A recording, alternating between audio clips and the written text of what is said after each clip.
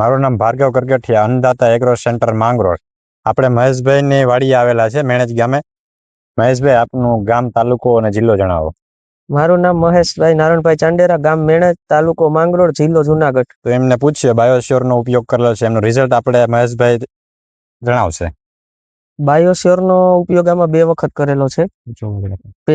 પહેલી વખત જ્યારે ઘઉંની 30 થી 35 દિવસના હતા ત્યારે, અને બીજો રાઉન્ડ 60 થી 65 દિવસે. એમાં ઘઉંમાં ફૂટ અને દાણો ભરાવામાં જાજો ફાયદો થાય. એમાં આ ઘઉંની 2 વેરાયટીનું વાવેતર છે. 2 વેરાયટીમાં ઉપયોગ કરેલ છે 2 વાર, અને એનું સારું રિઝલ્ટ રહે છે. એમાં ઘઉંની અંદર આપણે શું ફરક લાગે છે? ઘઉંની અંદર દાણો ભરાવામાં, લોહીમાં એકદમ દાણો ભરાય છે. પછી ફૂટ એકારે નીંગલ પડી જાય.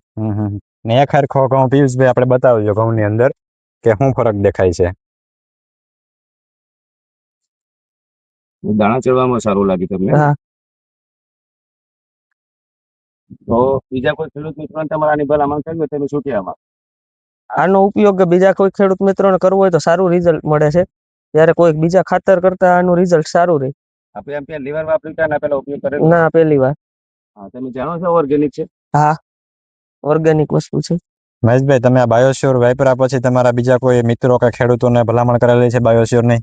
હા, મેં મારા 3-4 મિત્રોને ભલામણ કરી હતી. એ બધાએ વાપર્યું ને એને પણ સારું રિઝલ્ટ મળવાનું. એને પણ 2 વાર સ્પ્રે કર્યો, ઘણા 1 વાર કર્યો. બધાને સારું રિઝલ્ટ મળ્યું? બધાને સારું રિઝલ્ટ મળ્યું.